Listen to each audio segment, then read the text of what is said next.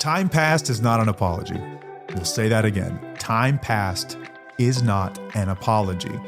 Just because we haven't discussed it since our last fight does not make it all okay. It's just unresolved, and emotions buried alive never die. They will come back to haunt you in some way, shape, or form.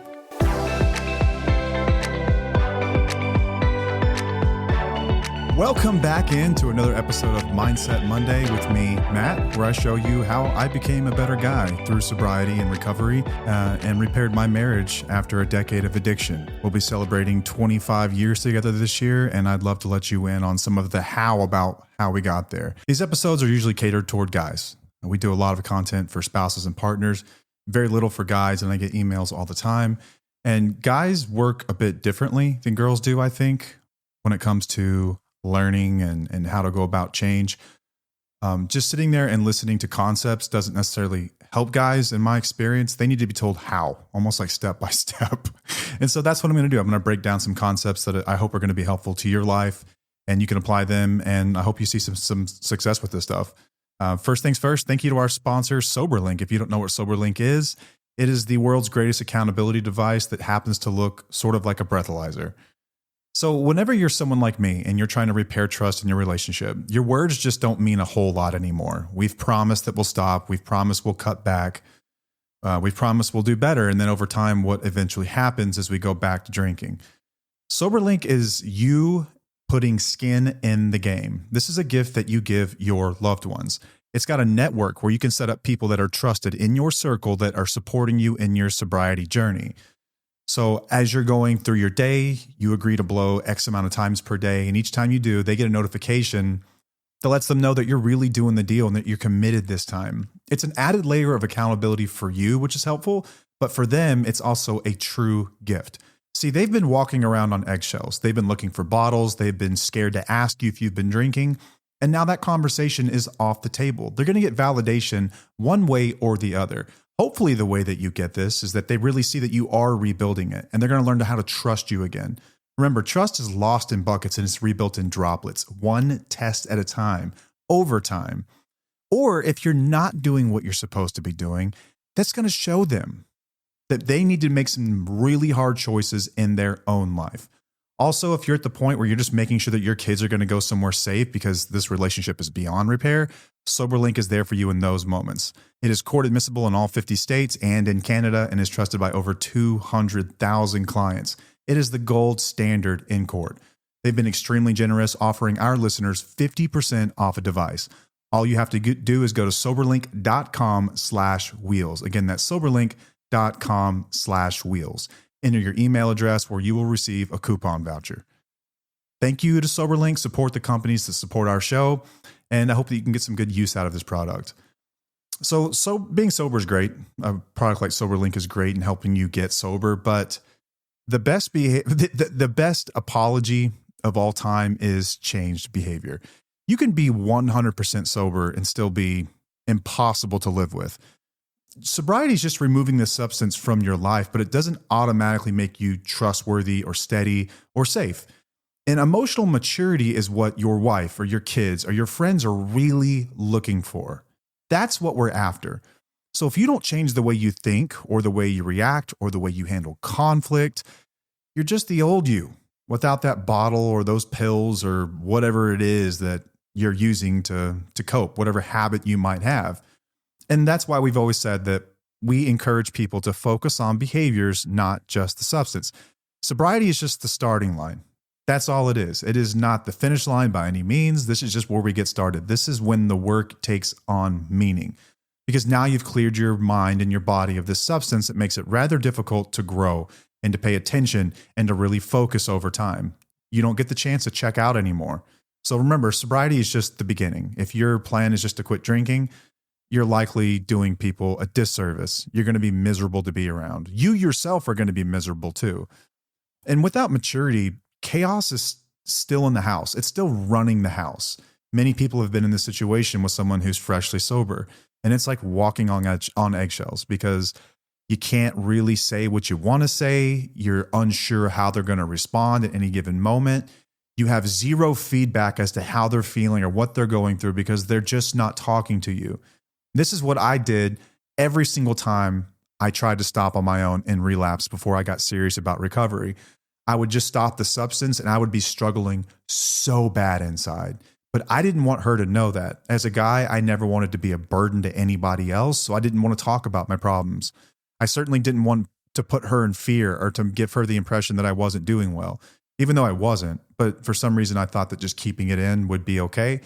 It was too much to keep in, and I started to burst at the seams, and the stuff started to leak out of me. And I was intolerable. I was impossible to live with. And that was not a tenable situation. We talked a bit about dry drunk on our last episode, essentially just removing the substance and having the same behavioral patterns, just without the substance. And that's essentially what people are referring to here. It's a lack of emotional intelligence. So if your wife, your partner, your kids, if they still feel unsafe emotionally, your sobriety hasn't really changed much at that point. So let's talk about emotional intelligence. I think it's a word that we've all heard, but what does it actually mean? I'm going to read you the actual definition here. Emotional intelligence, or you might have heard EQ, emotional quotient, sort of in relation to your IQ, right? Your intelligence quotient. It's a measure of how emotionally intelligent you are, how in tune with your emotions you are. And what it really means, it's your ability to understand, use, and manage your own emotions in positive ways. Whether that's relieving stress, communicating effectively, empathizing with other people, overcoming challenges, or diffusing conflict, or repurposing anger or shame into something like motivation to make it useful to you rather than destructive. It's really about being aware of your own emotions and the emotions of other people around you, and then using that to sort of guide your thoughts and your behavior. So there are 5 components to emotional intelligence, okay? 5 components. Number 1 is self-awareness. It is essentially what it sounds like. This is recognizing your own emotions in the moment and how they affect your thoughts and actions. Let's say you've had a really, really stressful day at work. I don't know if you're blue collar and you've got your own set of struggles being out in the heat and busting your ass and literally breaking your back to make $1, or if you're white collar and you're just getting these annoying ass emails and you're sitting on team calls all day long and your boss is wearing you out and you've been asked to do more than you have bandwidth for. You come home and you're just irritable. Your tone is sharp and you feel like your skin doesn't fit and you're sunburned. I've been through this before. And so what you generally do when you feel that way is you respond that way. And your wife might say things like, do you even hear yourself right now? Like, do you not realize when you're talking down to people or whenever you're in a bad mood? It's like you sort of infect the household when you come home like this.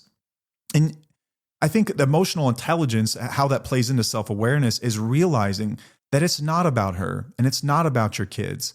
Even if you come home and they're in a bad mood, you came home in a bad mood because of everything that had happened to you during that day.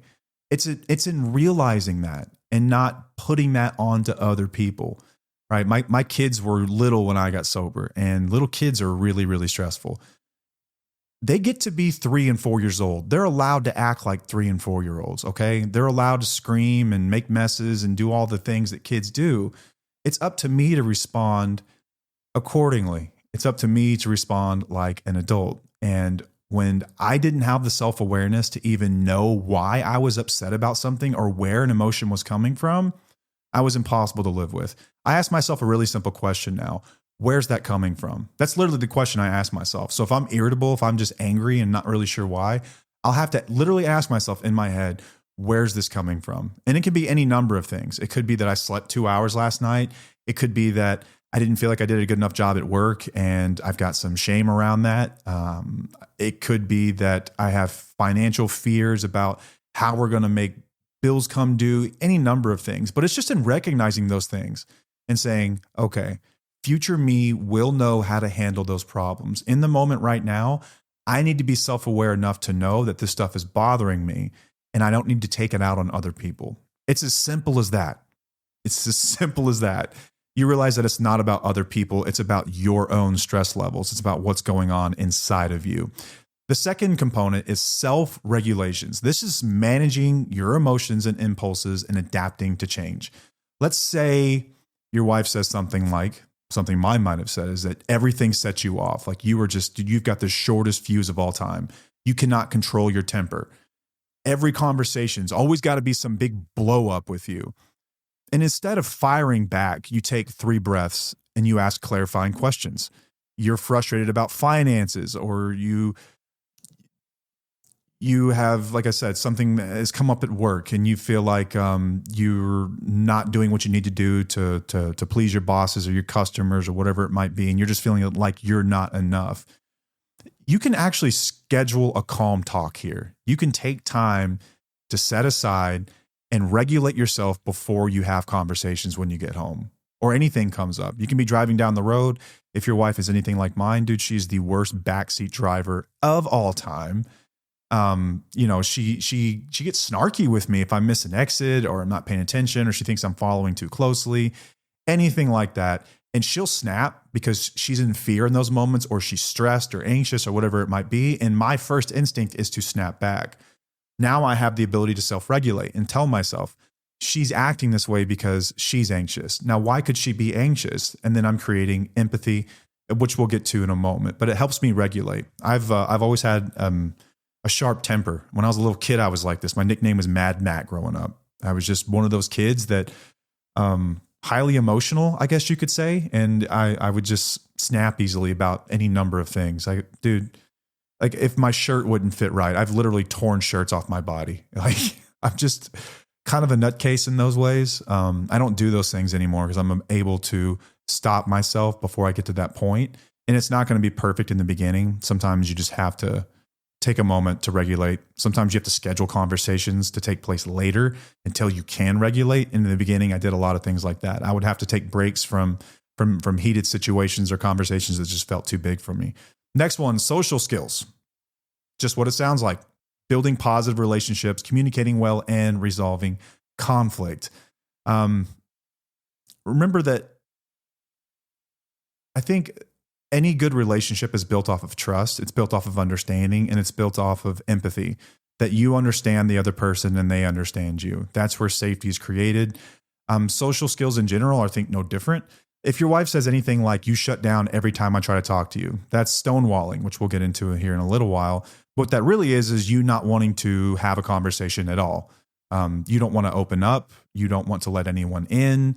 And if it's the vice versa, if it's her feeling this way, you don't want to let her in because you fear any number of things, which we will get into as more of these episodes go on. But you might have been told it's like you're like talking to a wall. Realize that she's right in those moments, and it's not an attack on you at all. That's how she's feeling. And you've been avoiding hard conversations. I think that that's a fair way to put it, wouldn't you?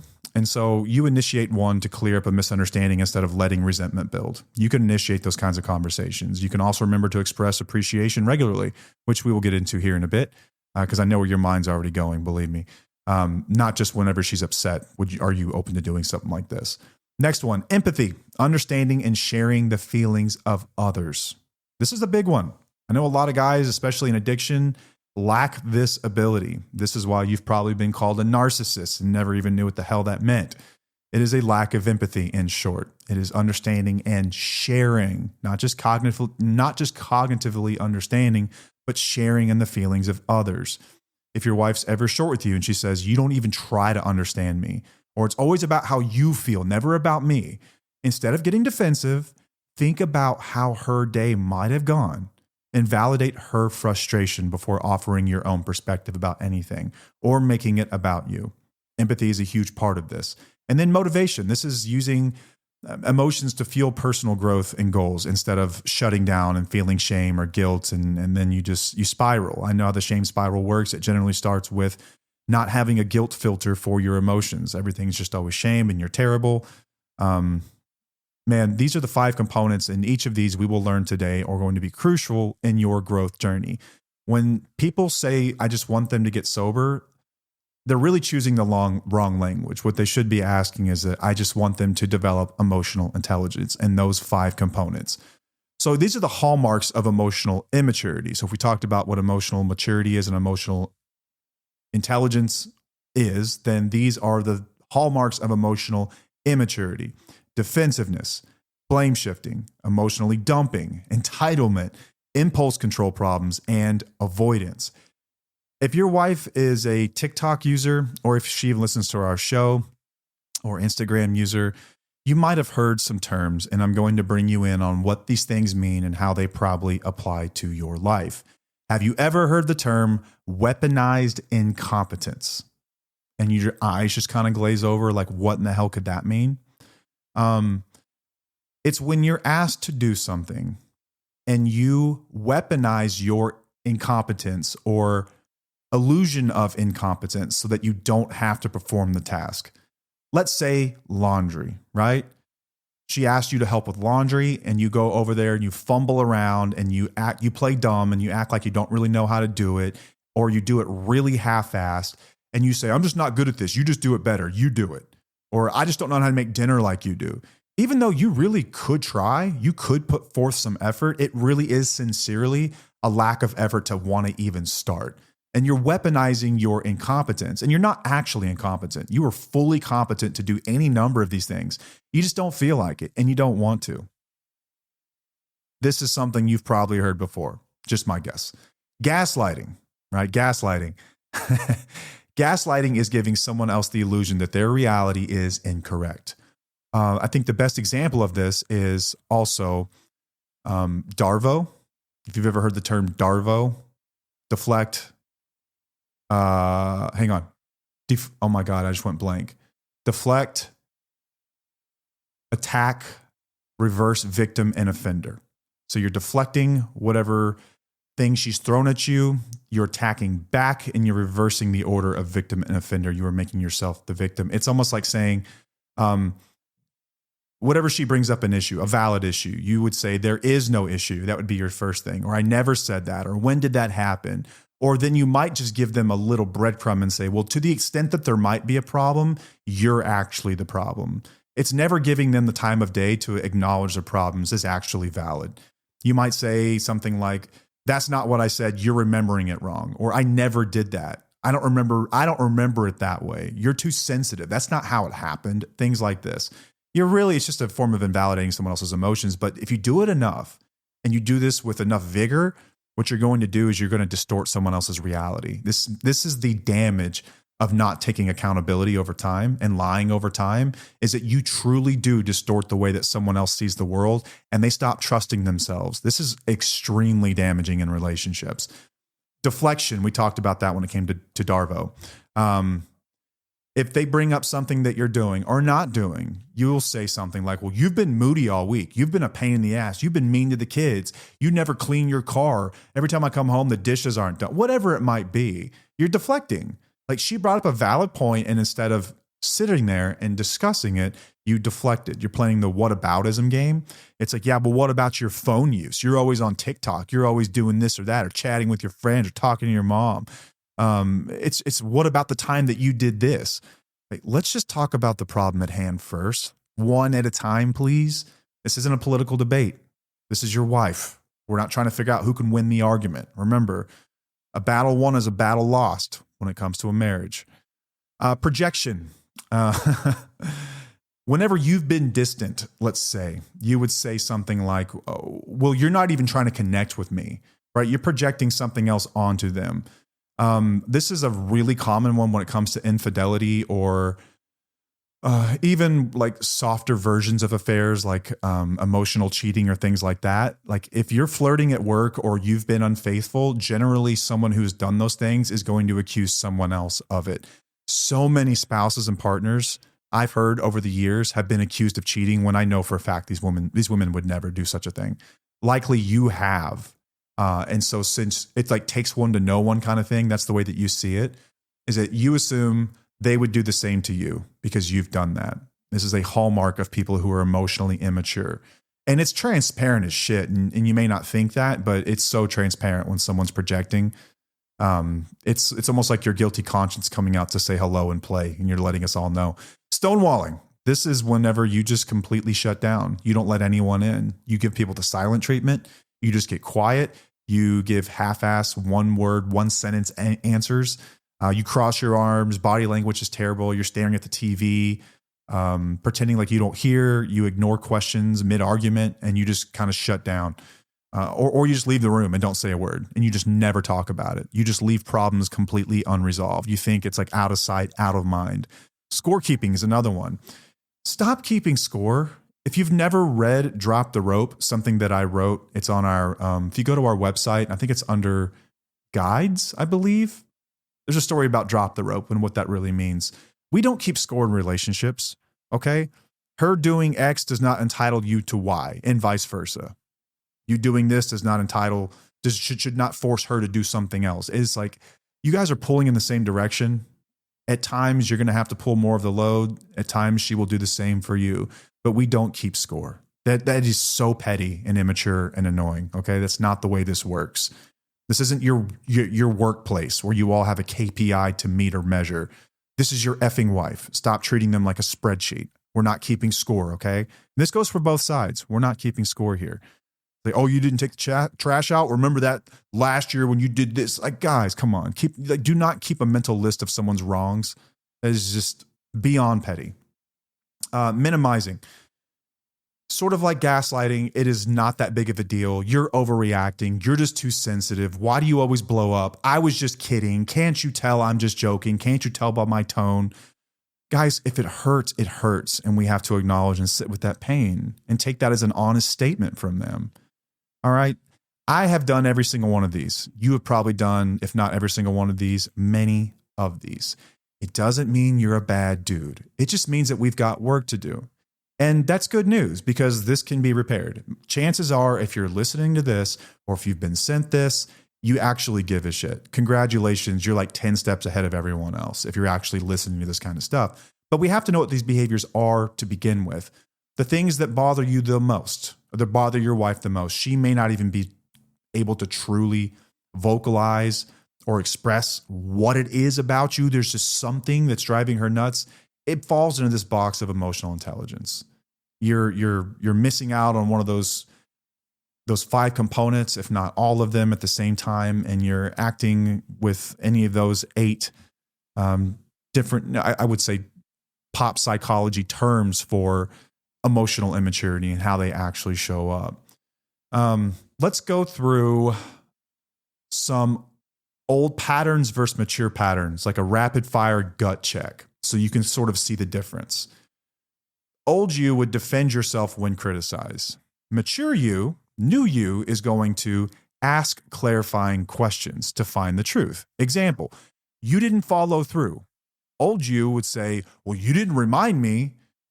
Mature you is going to say, you know what, you're right, and I'm sorry, and I'll be better. I'll fix that. I'm really sorry that you had to carry some extra weight. It just slipped my mind.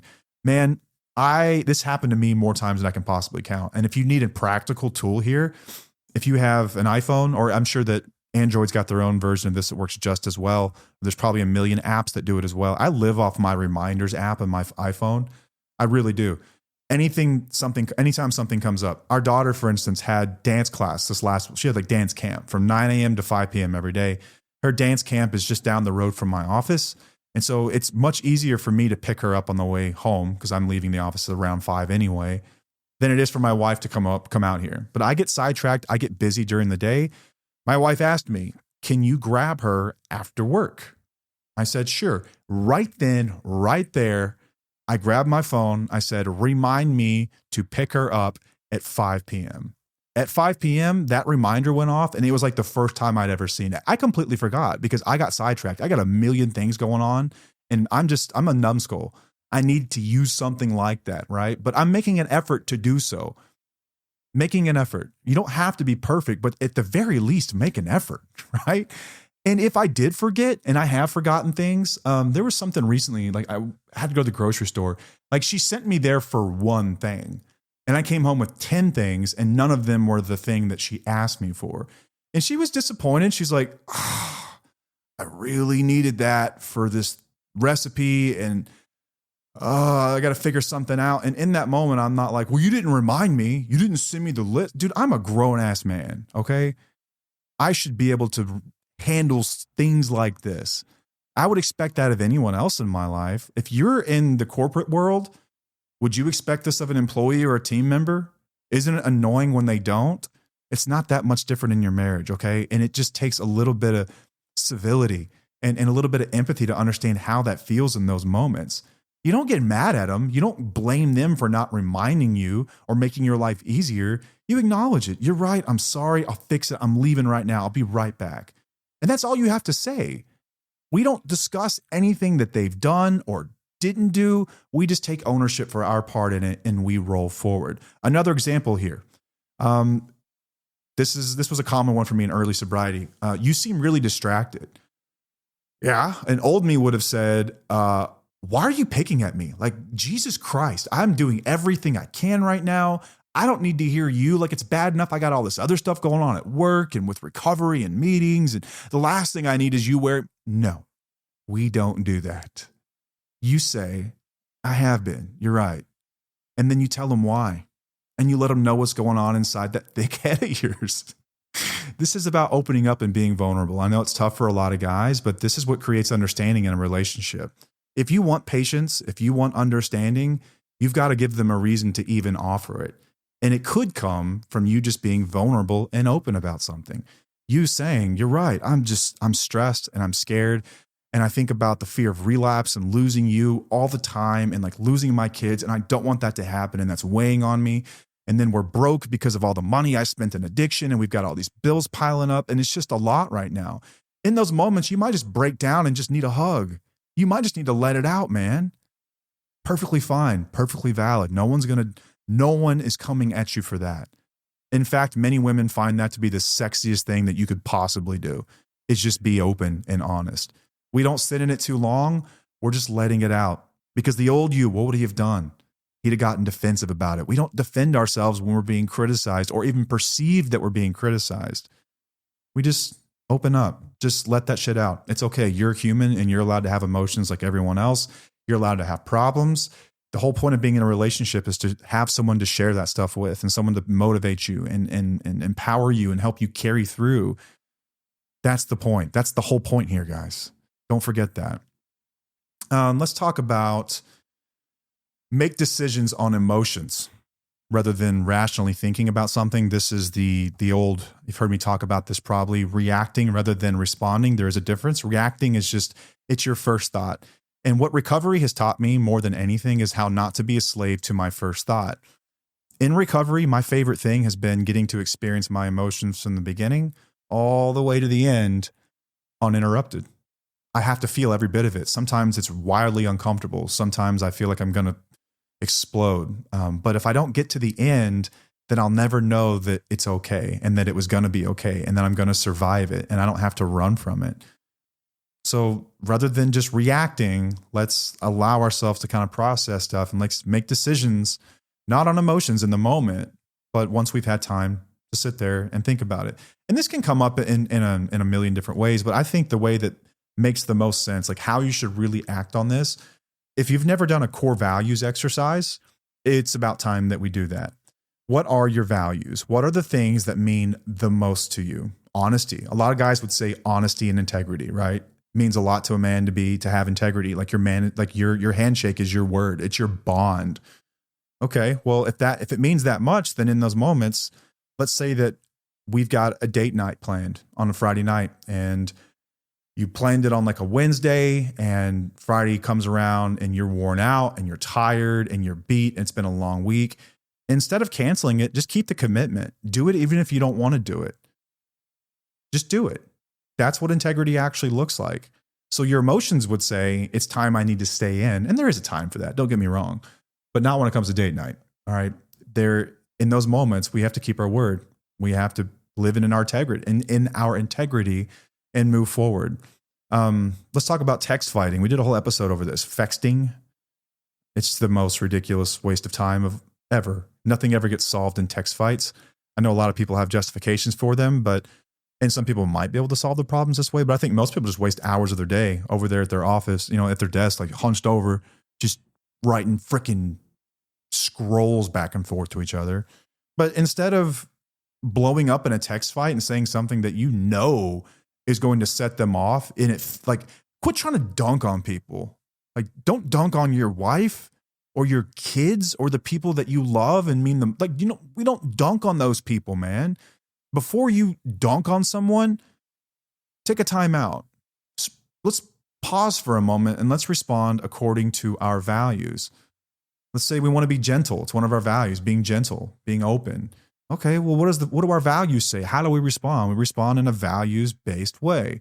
We're not responding just on our emotions. It's like your values are the deepest meaning by which you live. These are the things, like if you could create a perfect picture of yourself, it would be like, let's say these 5 things, whatever they might be. Mine will probably be different than yours. They'll probably have some similarities though, right? Honesty, it's a big one for a lot of us. Transparency, humility. Just respond in a way that you can be proud of at the end of the day and say, I responded in accordance with my values. Even if it's honest, it doesn't have to be ugly. It doesn't have to be emotionally driven. You don't have to curse or say nasty things. Instead of blowing up in those moments, let's reply in a way that we're proud of. How about avoiding the hard conversations? It's a big one for a lot of guys, man. Try to get some water there.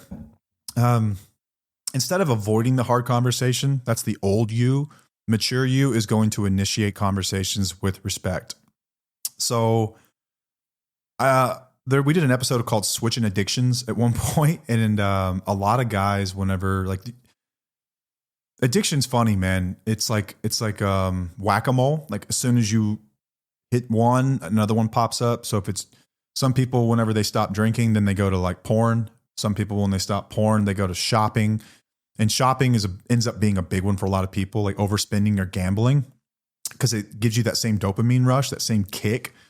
Let's say that you've been overspending. Instead of just hoping she doesn't notice, why don't you bring it up? Why don't you call yourself on your own shit and do it with the plan and come to the table with humility and say, I've been now struggling with overspending and I recognize that it's a problem, and here's my plan. I'm cutting my credit card in half. I'm only going to tell you what I need. You make these purchases. You guys to figure out what works for you. I don't know. I literally had to cut a credit card in half when I was early on in recovery. I really did. I wasn't going to the ATM machine anymore. We put, our Paige did this actually. She put notifications on spending limits. So anything over like $50 or $100 or whatever it might be, and hold yourself accountable to those things, and talk about things before you spend. That can be helpful, right? Bring it up with a plan instead of just avoiding it. Like there's nothing worse than you living your own life and her just having to assume what you're thinking and what you're doing. There are so many problems just that alone creates.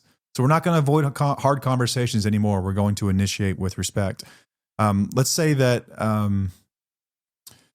you notice her pulling away, or she's noticed you pulling away, like getting distant, emotionally distant. Instead of just ignoring that and just letting it go, and you two are just strangers living in a home, and you've got your co-parenting kids without any like real intimacy between you. I don't just mean physical, I mean emotional. Like, are you a team? Are you best friends living together, doing life together, making each other's lives better? Are you adding, enriching each other's lives? Instead of just ignoring that, ignoring that distance, you can say like, I've noticed some distance and I care about that. I want to talk about it. And then be prepared for whatever comes next.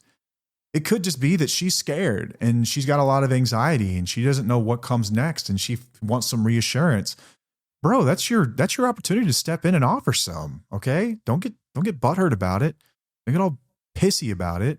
Or vice versa, if you've pulled away and you're just really worked up about all the stresses that you have any given day. Let's say that you're the sole provider or the breadwinner for the home, and there's a lot of stress that comes with that, and you're scared and you're worried and you're early in recovery. And like, let's say you work in sales and you can't take people out anymore because you're scared to be in bars and you're just struggling, dude. You're on the struggle bus.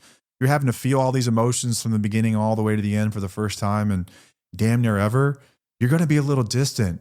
Okay. You can have a conversation about that and just let people know why. We're not running from this shit anymore. We're not stonewalling anybody. All right, let's get another one. Expecting people to get over it quickly. Time passed is not an apology. We'll say that again. Time passed is not an apology. Just because we haven't discussed it since our last fight does not make it all okay. It's just unresolved. And emotions buried alive never die. They will come back to haunt you in some way, shape, or form. So don't expect her to just get over it quickly. Move on. Let's move on. I know that a lot of us guys, we kind of operate that way. I've got a really good friend. We've been friends since we were like 7 or 8 years old. We were playing hockey in high school, and in the parking lot, we were playing around, like play fighting. And I accidentally tagged him in the chin, like kind of hard. And I was like, oh, shit, I'm sorry.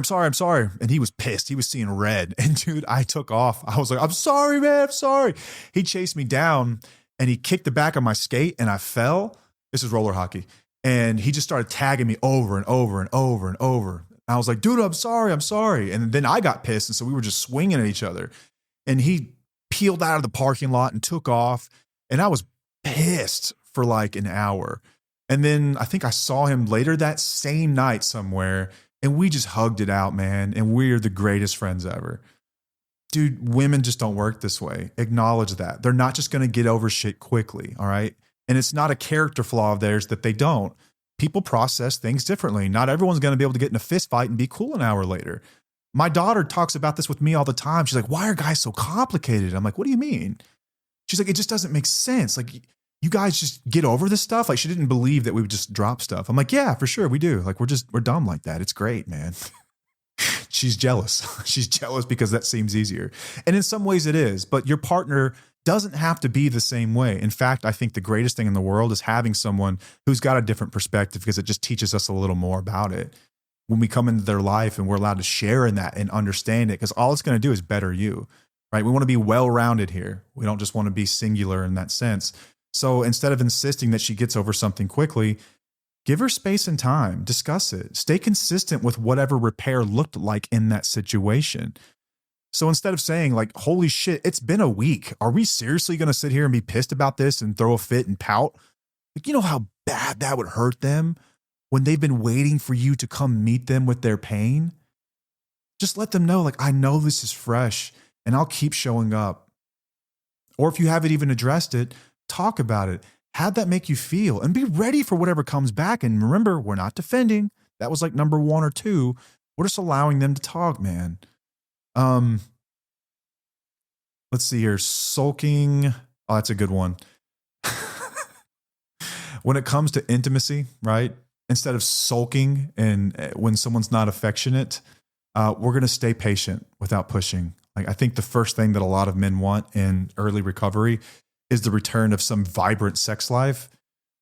Bro, it does not work that way. It doesn't work that way. And I know that you think that's what you need, but if you're really honest about it, what are you actually seeking in that? When do people normally have sex? Either when they're super connected or when they're making up. So you have connected sex with we are good. But if you're not good, it would then stand to reason there is no sex. So if you've been an addict for the last 10 years and you're fresh out of treatment and you've got a lot of repair, don't expect there to just be this safety. For women, sex means totally different things than it does for you. It's not just a release of sorts, okay? It's not to say that they don't enjoy sex, but it just means something totally different. They need to feel safe. They need to feel connected. They need to feel emotionally heard. They need to feel like you're on their side and you understand them and you empathize with them. And you're not doing those things. Don't expect to have some vibrant sex life. So instead of sulking and acting like a little bitch about it, be patient and stay consistent. This will rebuild when the trust is rebuilt. It's not a punishment, dude. Like, she really is icked by you that much. She doesn't want to get in bed with you. That's how bad this has gotten. It's that serious. How about this? And we'll get into this in just a moment because I know where your brain's going to go when I say this. Old you, the immature you, needed recognition, constant recognition to keep going.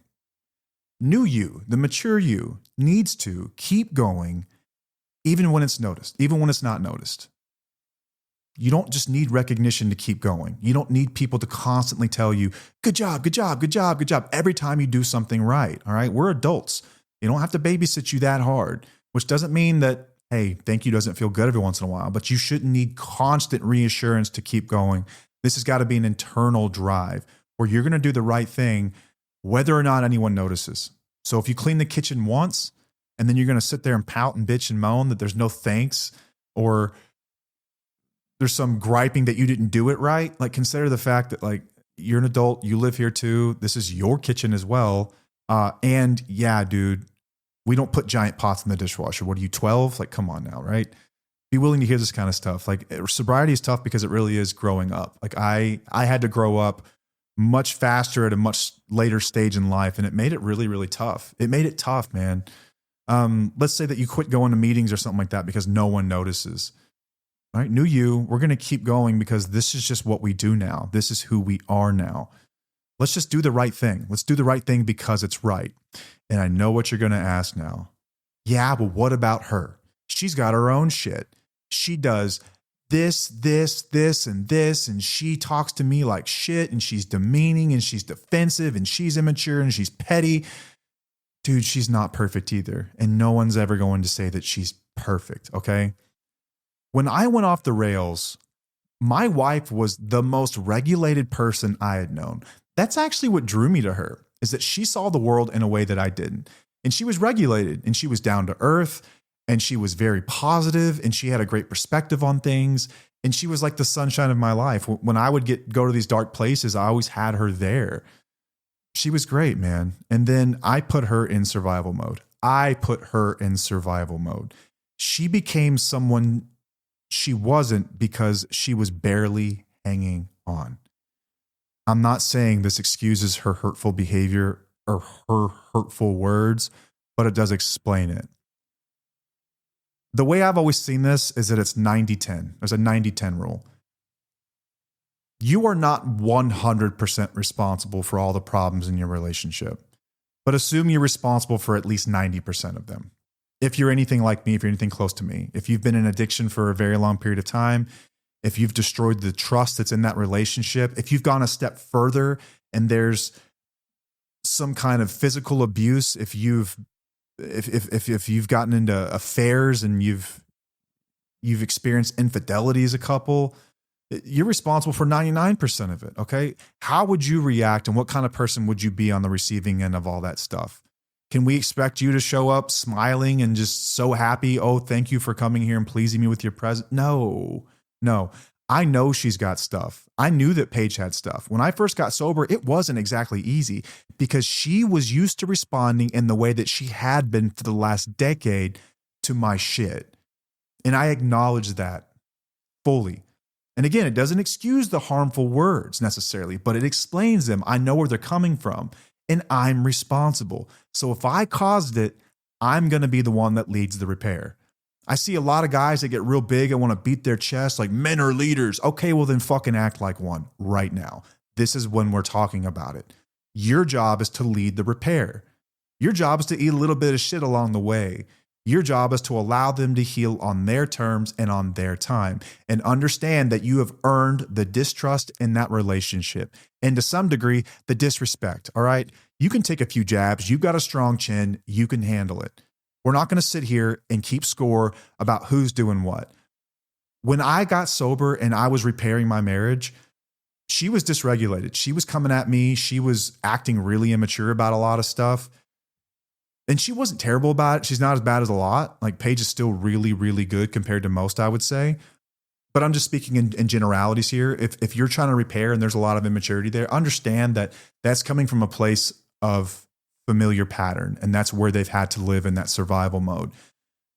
Over time, when I started to fix my side of the street, when I cleaned it up, all that was left was her stuff at that point. And I guess I was there to guide her and help her through it. Like I didn't call her out. I didn't get defensive about stuff. I created safety, and then I allowed her to work on her own patterns, sort of like gently pulling in the same direction, like understanding where this stuff had come from. But I get so tired of hearing everyone saying, well, the wife doesn't have to change. Well, never said that. Like, don't hear what I didn't say. Everyone has to change. Like, we're never finished products. Nobody ever is. But the fact of the matter is that most of the time I find that men are responsible, especially whenever we're talking about addiction. You've created patterns in a way that someone had to behave in order to survive. Okay. It's going to take a while to unwind that shit. So while it may annoy you, you're still responsible for it. They're going to be responsible for fixing it. And that's what sucks. You're not going to be able to do it for them, but you can create the environment that makes it possible. Emotional safety is created by you taking the lead on this stuff. You're going to start being honest. You're going to start regulating. You're going to stop stonewalling. You're going to start being gentle. You're going to start responding rather than reacting. And you're going to do all this stuff, and you're going to lead. You're going to be the example. Okay.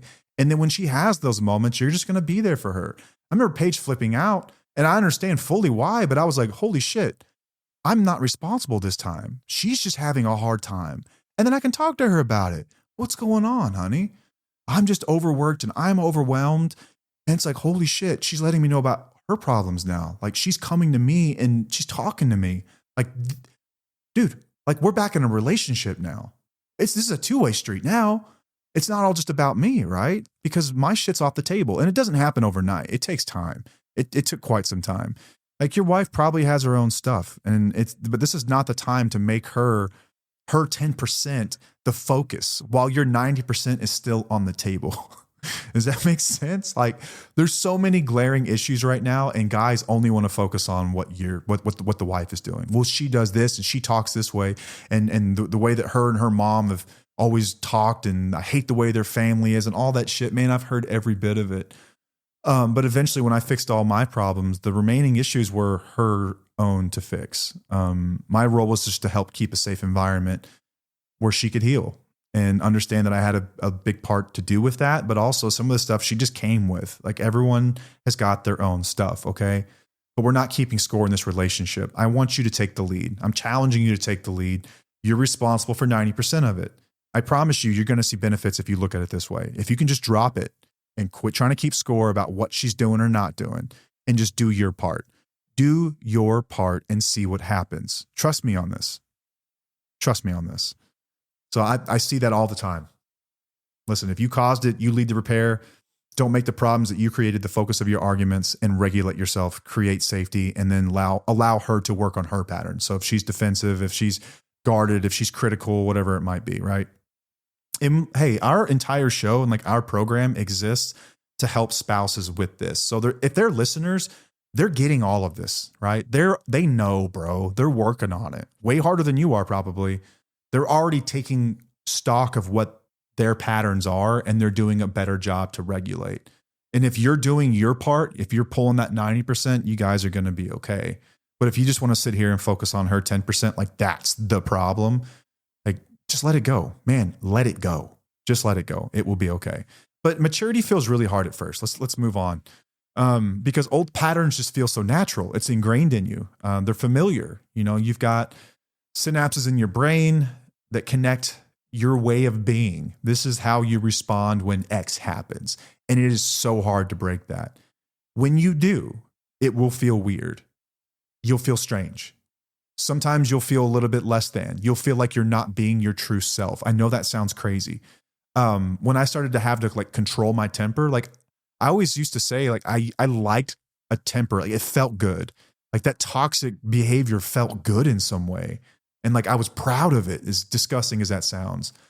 When I started to control it, I felt like I wasn't living like my true essence. And that's not true. I was being mature, and just different feels funny. It just felt really weird in the beginning. It felt natural to me to be angry, but it wasn't the most productive. It's not the way I should be, right? Just because it's natural doesn't mean it's right necessarily. So it felt weird, but you will also feel a sense of pride that you never have, that like, holy shit, I can control this. I can control my urges. I can control my temper. I can control my responses. Now, you may not be able to control your first thought, but our goal is to not allow that to trigger a response. To trigger a reaction. Rather, we get to take a moment to pause to respond. If you get a phone, like, dude, the sound of my phone is one of the most triggering things ever. I work in logistics, and the phone rings hundreds and hundreds, if not 1,000 times a day. And the sound of that phone got on my nerves so bad, I would have to change my ringer like every few months, maybe even less than that, because it would trigger me. I had to get to the point where I would hear the noise and want to literally throw my phone. I've broken so many phones. Like, I've literally flung them over the fence, flung them in water, like, get out of them. And it's just in those moments, like, it feels right. That's not the right way to act. I got kids that are watching this shit. You know, I can't act that way. It's childish. I would have to stop myself and just allow the phone to ring. And inside, I felt like I was going to explode. And on the outside, you look okay. But on the inside, I felt like I was going to explode. And I would just hit the silent button and just like, I'll get to that later. Take a few deep breaths, allow myself to calm down. And then later that night, I'd be like, I adulted today, man. Fucking A. Like, I felt good about myself. It felt awesome. It just feels really awkward. Like whenever you have to slow down those reactions, it just feels really strange, and that's okay. You're not going to get it right every time either. You're probably going to screw this up many times. It doesn't mean we stop trying. And let people know that you're trying. If you've got a close friend of yours, if you've got someone in your life that understands like what you're trying to do, whether that's your spouse or a mentor or a therapist or a coach or a sponsor, whoever, let someone else in your life know. Do not walk this battle alone. It should have been a whole section on that. We always want to fix it on our own because guys don't want to be a burden to other people. But in doing that, they're actually being a burden to everyone. It's kind of this paradox, right? We don't want to be a burden, which in fact makes us burdens because we're designed for community. We're supposed to have help, and you're not weak for asking for help. I talked to another man today about his concerns with emotions with him and his family around a recent suicide with some friends that they'd had. And we're out there just two guys, don't even know each other that well, talking about this kind of stuff. And I love having those kinds of conversations with men. Those are real conversations. We are going to lose as many men to suicide this year as we will women to breast cancer. Because we don't talk, because we don't want to be a burden. But in doing that, who gets burdened? Open up, talk. It's okay. You're not less than. You're not a bitch for doing it. You're not a little pussy.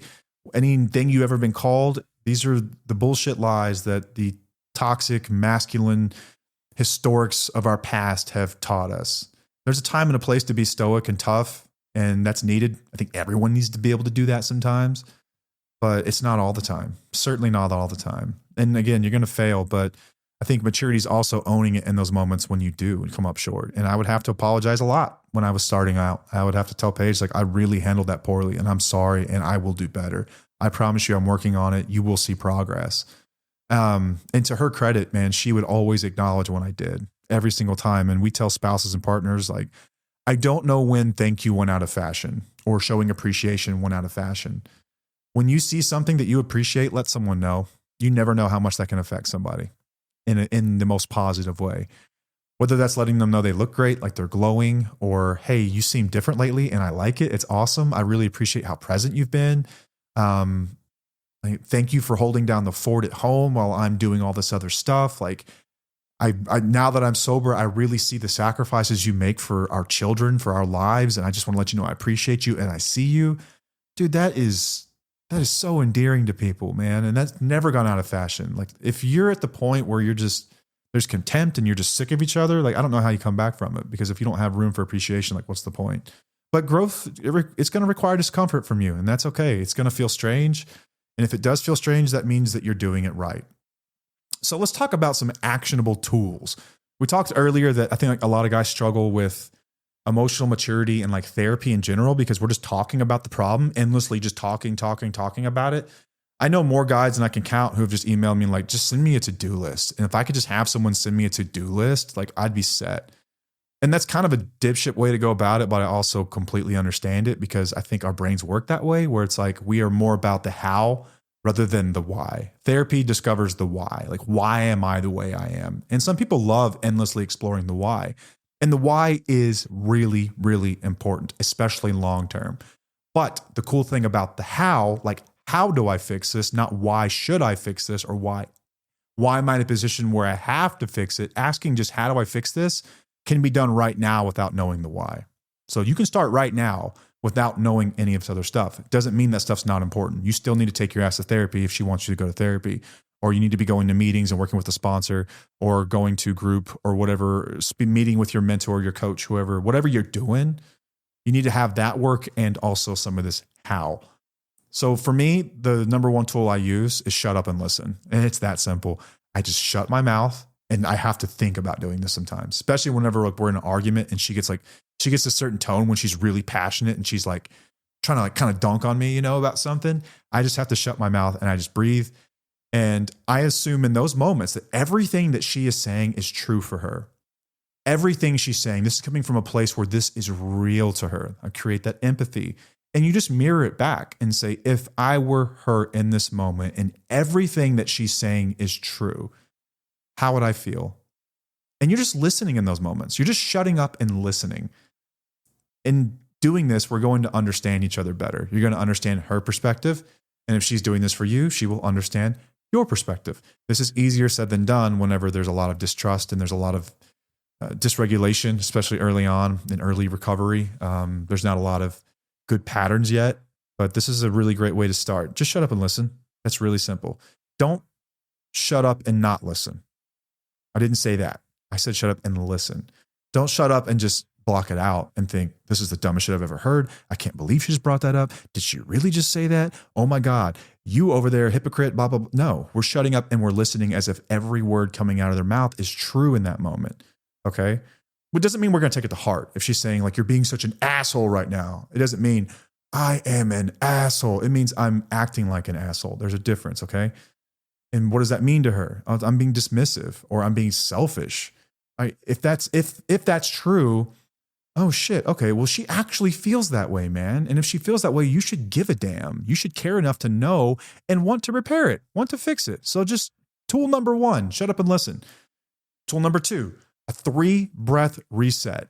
I felt so stupid doing this. I felt like this is when my mom dragged me to therapy as a kid and they would tell me to like count to 10 when I got angry.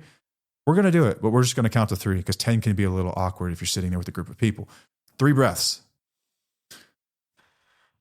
Just like that. Take 3 of them. All right. Inhale, exhale, inhale, exhale, inhale, exhale. The reason we're going to do this is because this actually changes your brain chemistry. Oxygen can sort of open up some new neural pathways. There's science behind it. Look into it. I am not a scientist, but I've read about it enough to know that it actually works. And I've practiced it enough to know that it actually works. It really does. There's some really cool apps out there, breathwork apps as well, that you can use if you're feeling anxious or stressed, or if you're trying to be more peaceful or calm or trying to get to sleep. Your breath is an amazing tool that we can use. So just do some box breathing. Inhale, hold, exhale. Inhale, hold, exhale. This will do 2 things. It gives you pause before you respond in a way that you're not going to be proud of because it's not by our values. 2, it is going to physically change the way you feel. You will feel better. You will feel more clarity. You will feel lighter. You will feel buzzed in some way. Like you will feel kind of happy. Okay, wow, I feel pretty good. That's what we're trying to do. We're trying to break that cycle physically with breath. Totally natural, totally okay. Mirror and validate. Sort of like shut up and listen, but this time we're going to take a step further. This is like building on shut up and listen. We're going to reflect the content and feeling and then ask if you've got that right. When she says, you're being such a dick, like you've never once taken me to a movie that I want to see. Everything's always got to be about you. In that moment, you're hearing, I'm not enough. I'm not enough. I can't do anything right. Remember, we're going to shut up and listen. And then we're going to mirror back what she's saying. And as you're saying it, you're going to have to listen to what you're saying. And this is where the magic happens. Okay. And you guys are going to have to discuss this before you do it, or else it's going to be weird and she's going to think you're mocking her or something. But just say, okay, I'm going to try to mirror and validate. So what I'm hearing is, I never give you consideration whenever we're planning a date night, and I'm only want to go see things that I want to see. And that makes you feel like you don't matter or that you don't have a spot at the table in our relationship. Did you hear what you just said?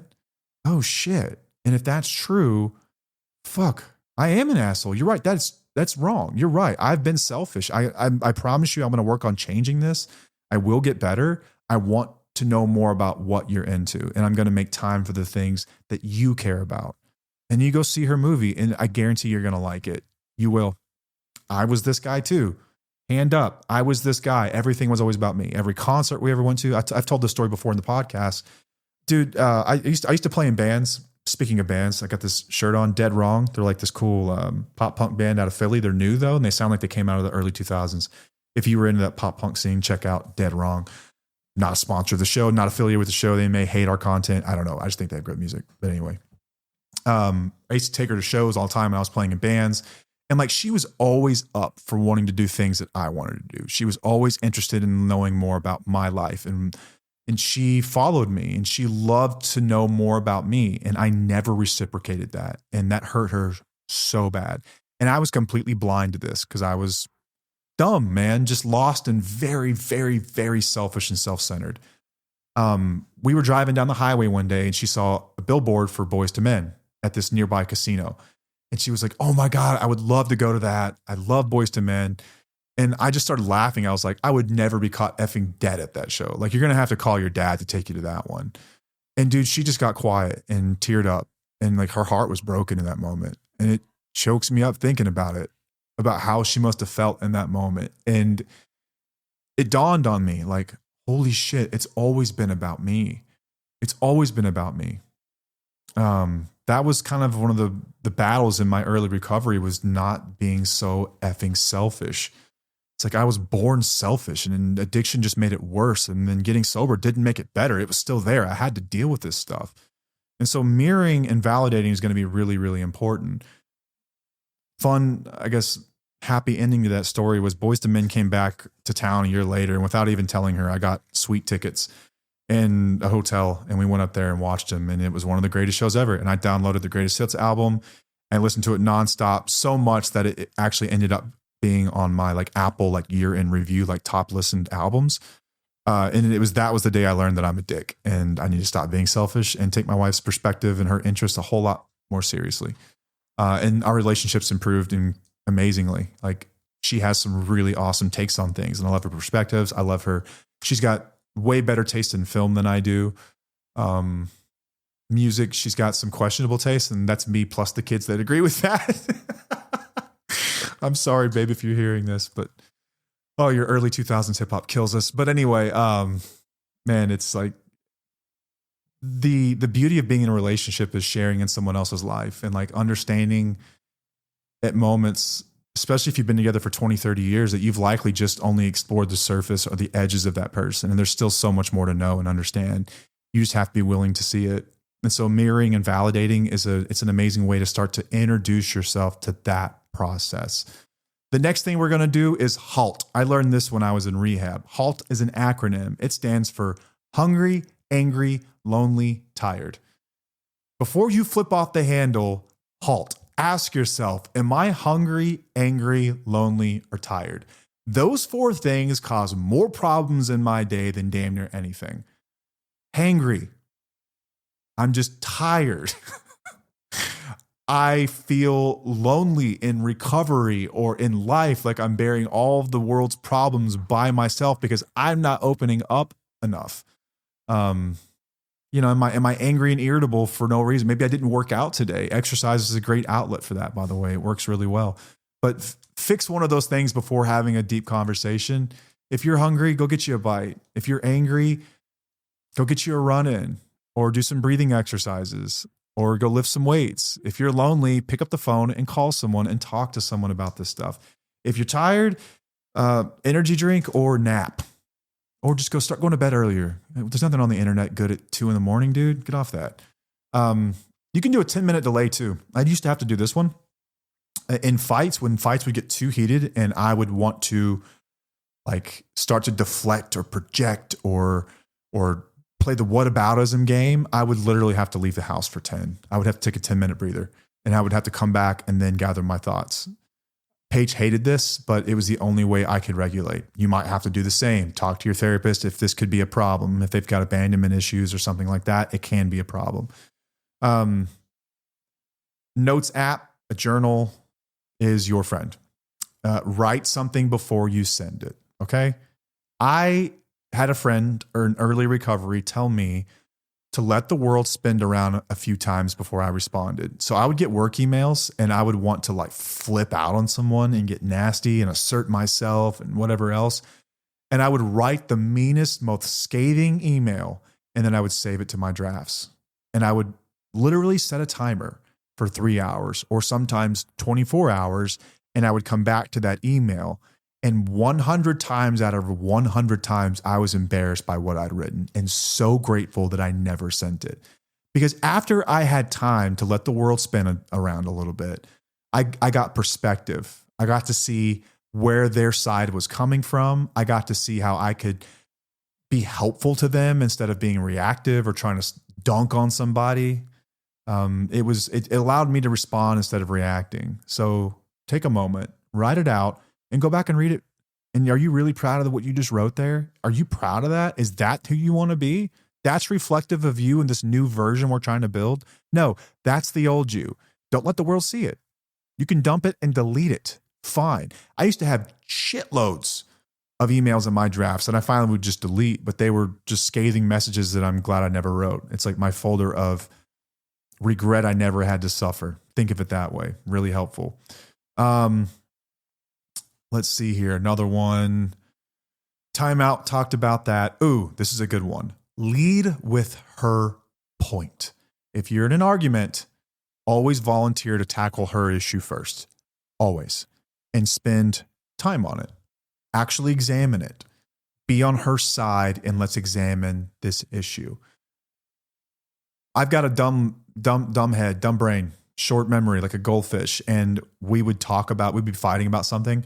And she would bring up a point and I would have a counterpoint. And I'm like, no, I would always try to assert like my point first. And so I stopped doing that and I would allow her to talk about her point. And then we would just sit there and examine her point. It would always end up with me taking accountability for it, making an apology of some kind and promising to move forward and walk forward. And then I would generally forget about whatever I had to say, because anything that usually comes out of my mouth is out of defense or it's out of Darvo. It's not a real thing I'm upset about. If it was ever something I was actually upset about, I would bring it up at a later date. I would say, hey, earlier when we were talking, I've been thinking about it and there is something that's bothering me and I'd like to talk about it with you if you can. And this is not to say that what we discussed earlier doesn't still hold true. There's just something that's bothering me and I just want to know if we can talk about it. And then I would bring up my point, whatever it would be. And she would hold that same space for me. It was pretty rare that we ever came back to my point though, because usually mine was just Darvo. It was just bullshit. It was just me trying to like tit for tat kind of crap. You know what I mean? So I would always allow her, I just lead with her point. Lead with her point. State her strongest point first. Stay there, examine that, fix that, and tell me if you actually have a point later on. I'd be shocked if you actually do. How about one repair per day? One repair, one action, one service, whatever it might be, a daily apology or accountability or service that you perform without any fanfare. We're not asking for an audience here. This is you packing into the stream of life, just delivering good karma because, right? This can be anything too. It's not just for your wife or your kids necessarily. This can be anything. I was going to work one day, early recovery, right? And I saw this guy, his car was dead in an intersection and he was pushing it across the intersection by himself. And I'm looking around and like everyone's just sitting there watching the guy. And I'm like, man, this guy needs a hand. And in that moment, like it was just instinctive. I just got out and I helped him push the car. And I think you're probably only the second people. I should have known. This makes it sound like I'm bragging.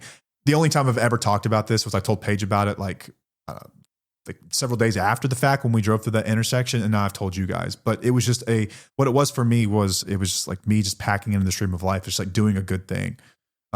Going out of my way to pick up trash, like really basic stuff. If I'm walking somewhere and there's trash, I'm picking it up. It's my way of sort of like repaying my debt for being a shithead for all those years. I'm just like packing into the stream of life. I'm packing back in what I took out long ago any way I can. And you can do this with your spouse too. You can take a duty that she normally handles and you can volunteer to help with it or just take it over without any fanfare or need for any appreciation or thanks. We're just packing into the stream of life. Think of it like this. You've been taking from the world for years and years and years and years. It's time to give back tenfold. Not just equivalent, but tenfold. We will be better because of it. You will be better. You will be less selfish. You will be a better man in doing this. So one thing every day, something, whatever it might be, I want you to do some kind of daily, and it could be an apology as well. Like, hey, that time I did that thing, I was wrong and I'm really sorry. And if there's any way you can think of me to make that right, I would appreciate you letting me know. That must have felt terribly when I treated you that way or said that thing, whatever it might be. You can do this with your kids, with your friends, whoever it might be. If you're working a 12-step program, this is part of your 9th step. So just do it then, but you can always start just making amends today. That works too. There's no reason to wait a year. Here's the problem. The 9th step that kind of sucks is that it's so far down the list that most people don't even get there. Most people won't get past 3. Rarely do they get past 4 and 5. And so spouses wait around. Like I've literally heard of spouses waiting around for years for some dude to get to step 9. What the fuck are you waiting for, man? Make your list, make your apologies. It's not that hard. It's really not. Let's see here. Okay. Evening inventory time.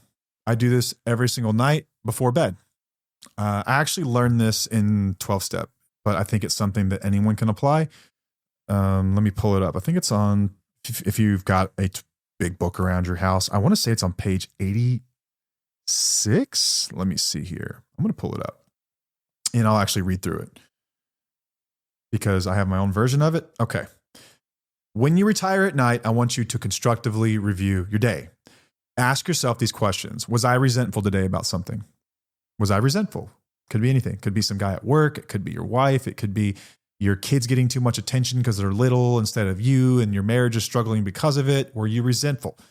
Were you selfish today?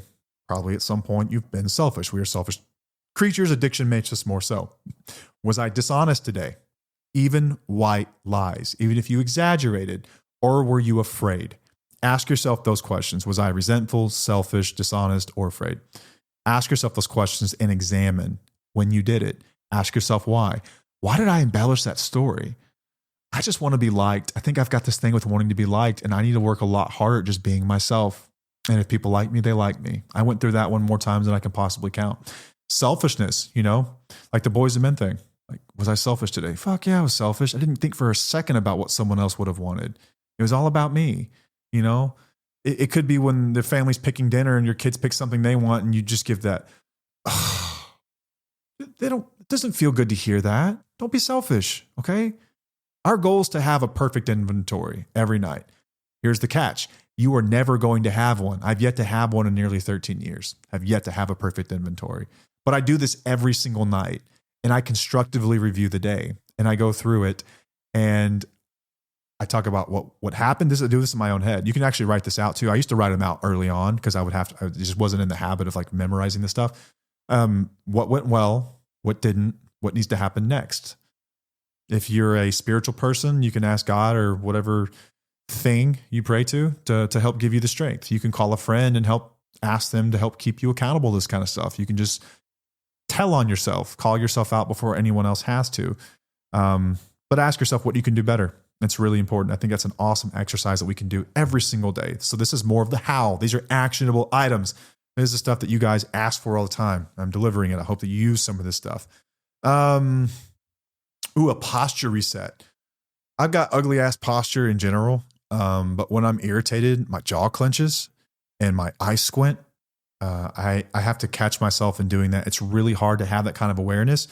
You should do some full body scan meditations. They're on YouTube and they're absolutely amazing. And you will learn the difference between being relaxed and at peace versus tense. And I notice when I'm at work, I'm basically always tense. When I'm in arguments, I'm always tense. And just being able to scan your body and know what calm feels like, you will respond calm as well. It's a really beautiful thing. It's amazing. So check some of those out on YouTube. I don't do this, but I think it could be helpful for some people because I know a lot of you are like type A's, but some people actually plan out conversations that they need to have. Like, let's say you're crazy busy and like you're just type A. And like, if you know that if it's not on the calendar, you're just not going to do it. Set aside an hour before bed every night to talk about things. And you can even talk about the subject you're going to discuss that night. And you have to do it. You just do it, damn it. Do it until you're in the habit of doing it and it doesn't have to be on your calendar anymore. I also had this saying when I was early in recovery, and it was when in doubt, don't. What that meant to me was like, my thinking was so backwards that literally doing the opposite of what I thought I should do was the right thing. Just do the opposite. Do the opposite. Do the opposite of what you feel like you should do. Because that's generally the right thing, in my experience anyway. So if I felt like flipping someone off in traffic, I just let them in. And to this day, 12 years later, I have not been cut off one time since I got sober. Because I just let people in, man. I just do the opposite of what I think I should do. Just do the opposite. If you want to flip out on someone for getting your order wrong or something like that, just do the opposite. Just be calm. It's okay. Not a big deal. I'll eat the Salisbury steak. Doesn't effing matter. Just do the opposite. Some people have like a talking pillow that works for some couples, or like a 2-minute timer. I hate the timer. The timer's like, you feel like you got the rush. And I don't know. But the talking pillow, like we're only going to focus on my point while I have the pillow till we solve the problem. This can actually be really helpful if you're just at that point where you cannot listen to one another. When you have the pillow, STFU, remember, shut up and listen. These are some things that you can use, and I hope you do. I hope that you use some of these things. I hope they're actionable for you. But like sobriety without emotional maturity is like putting fresh paint on a rotting house. It's like getting the roof fixed after a hailstorm and then never paying attention to all the water that leaked down the studs, and this thing is just rotting from the inside out. So this week, I want you to catch yourself in one moment where you'd normally react and use one of these tools instead. Don't tell her you're working on it. Show her. That's real recovery. And over time, you start to become aware of these things. You start to work toward these things, and you've got actual action items. You will develop emotional intelligence, and you will be a better man. I promise you. Promise you that. This is exactly what I did over time. And I hope that's helpful. I hope that in doing these things, at least one person, my goal is that this changes one person's trajectory. And if I have to make 100 shitty episodes to change one person's life, it will have been worth it. So I hope this has been helpful. Until next week, I'm Matt, and I'll see you.